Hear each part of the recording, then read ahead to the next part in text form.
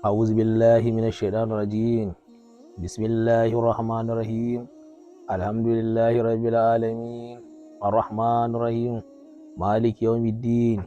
إياك نعبد وإياك نستعين. اهدنا الصراط المستقيم صراط الذين أنعمت عليهم غير المغضوب عليهم ولا الضالين آمين. اللهم صل على سيدنا محمد الفاتح لما أغلق والخاتم لما سبق ناصر الحق بالحق والهادي إلى صراطك المستقيم وعلى آله حق قدره ومقداره العظيم. اللهم افتح علينا حكمتك وانشأ علينا رحمتك يا ذا الجلال والإكرام. اللهم نور بكتابي قلبي وأدلي به لساني واشرح به صدري واستعمل به جسدي بحولك وقوتك فإنه لا حول ولا قوة إلا بك. اللهم اجعل نفسي مدنته بلقائك وتردى بقرائك. اللهم ارزقني فهم النبيين وحفظ المرسلين وإلهام الملائكة والمقربين. اللهم أمن لساني بذكرك وقلبي بخشيتك وسبداتك اللهم يا الرحمن الرحيمين يا رب العالمين. Talatu bin Zubair ce wani balaraban ƙauye ya zo wajen annabi Muhammad sallallahu alaihi wasallam ya ce ya Rasulullahi ina so ka bani labarin menene Allah ma'ana ya wajabta min, menene Allah ya wajabta a kaina. Ya ga abubuwa da yawa daga wannan sai wannan, ni menene Allah ya wajabta a kaina wanda Allah yake nawa, ma'ana menene Allah ya wajabta a kaina daga azumi.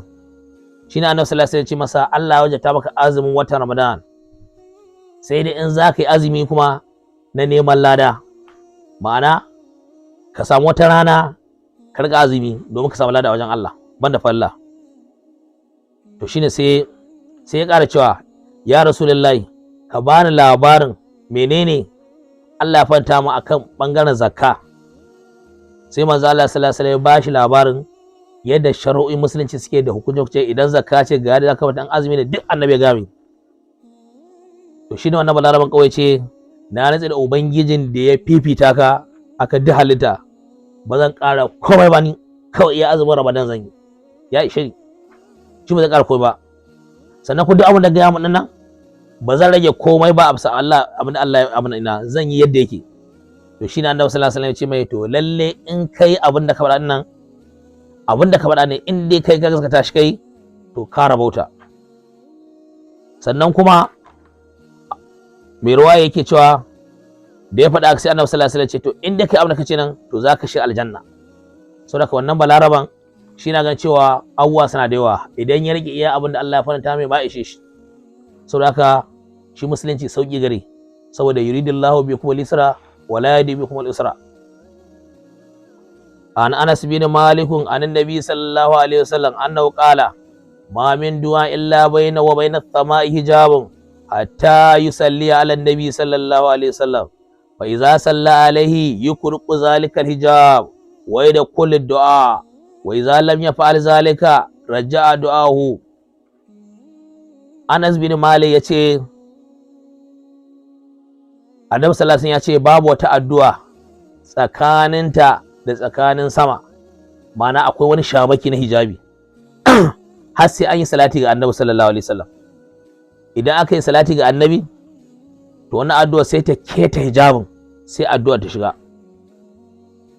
Idan ya zama kuma ba a yi salati ga annabi ba sai addu'a ta dawo.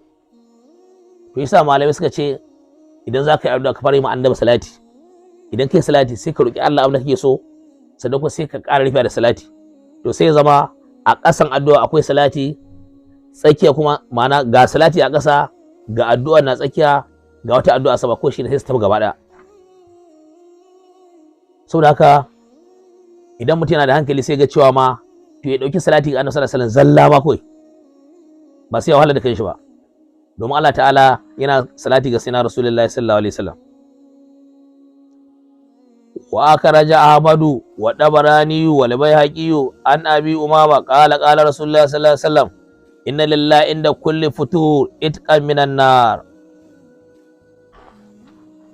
Yace annabi sallallahu alaihi wasallam ya ce Allah subhanahu wataala ya ce annabi sallallahu alaihi wasallam ya ce idan lokacin azumi ya idan lokacin bude baki yayi mai azumi idan ya zo bude baki to sai ya zama lokacin mutane idan na Ramadan ne ko kuma a azumi ne wanda mutum ya yi nafila, to sai ya zama a lokacin da ke buɗe baki ma'ana za a dinga ‘yanta mutane daga shiga wuta.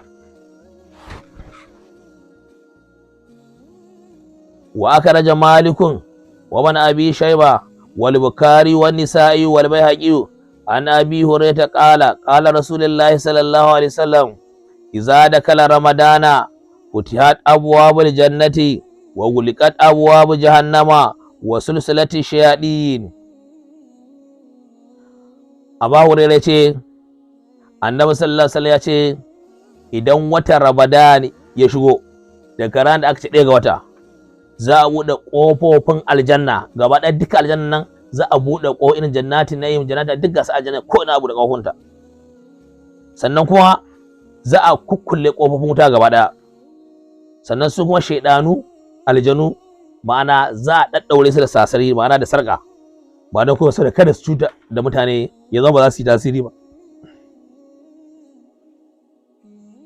Wa aka raja muslim wal baihaqi an abi hurairah anna rasulullahi sallallahu alaihi wasallam qala as-salawatul khams wal jumu'ati ila jumu'ati wa ramadan ila ramadan mukaffiratu ma bainahunna izajtanibatil kaba'ir. To shine Abu Hurairah yake cewa Annabi sallallahu alaihi wasallam ya ce sallolin nan guda biyar ma'ana sallar asuba, azhar, la'asar, magriba, isha'i. Idan kai sallar asuba kafin azhar za a kankare maka zunubai, idan kai sallar azhar kafin la'asar za a kankare maka zunubai, idan kai sallar la'asar kan magana akan ma zunubai, idan kai sallar mangarba zuwa isha akan kankare ma'ana zunubai Allah yake kankare mana sau nan umman da Allah ya bamu. Sannan wal jumu'ati ila jumu'ati, idan aka ce juma'a kai sallar juma'a kafin wata juma'a ma ma'ana ita ma za a riga kankare maka zunubai, ma'ana mukaffiratin ma bainahunna, tsakanin wannan sallah da wannan sallah za a kankare maka zunubai, tsakanin wannan juma'a da wannan za a kankare maka zunubai. Wa ramadan ila ramadan, idan muka yi azumi yanzu da azumin kai bara zuwa wannan ubangiji zai kankare mana. Ramadan ɗin yana kama mana azumi, Allah ya ce zunubansu na wacce ramadan zuwa wannan ramadan gaba ɗaya kankare ta. Idan kai sallar juma'a wata juma'a ta ka halarci masallaci kana gama sallar, Allah ya ce daga wacce juma'a da zuwa tana kankare mai zunuban shi. Idan kai sallar asuba azhar tana zuwa kana shiga kana gama sallar, Allah ya ce daga wacce sallar ta asuba zuwa na wannan sallar na kankare mai zunuban sa. Ma'ana mu da yan gata ne kawai, Allah ya mana sai girman sai na Rasulullahi sallallahu alaihi wasallam. Saboda musulunci ba abin da ya fi shi, in ka ga musulmi a wuta to shi kai shi kanshi. Wa qala Allah ta'ala, Allah ta'ala ce in tajtanibu kaba'ira ma tunhauna anhu nukaffir ankum sayyi'atikum wa nudkhilukum madakalan karima. Allah ta'ala faɗa Qur'ani in tajtanibu kaba'ira, idan kuka nisanci manyan mai zunubai, kuka nisanci shirka da shan giya da caca da zina da kuma cin haramun saboda matun hauna anu abinda muka hana ku guji banye mai sabon Allah dokafir aku sai atu sai mu kankare kanana da kaje kai alwala, idan ka ɗebo ruwa kai ka sa fuska ka abu da gani haramu wanda suke ba da sanka ba Allah zai kankare ma. Idan kai alwala duka kananan Allah ce sai mu kankare ku sai atu. Sannan kuma abin da zai faru wani dikilukum abin Allah zai wani dikilukum badakalan karima, Allah ya shiga da ku mashiga ma'ana mai girma, mashiga ta ni'ima ma'ana shine gidan aljanna. Saboda haka ta ko ina muna samun rabo ne saboda sai na Rasulullahi sallallahu alaihi wasallam. Allah mun gode, Allah mun gode.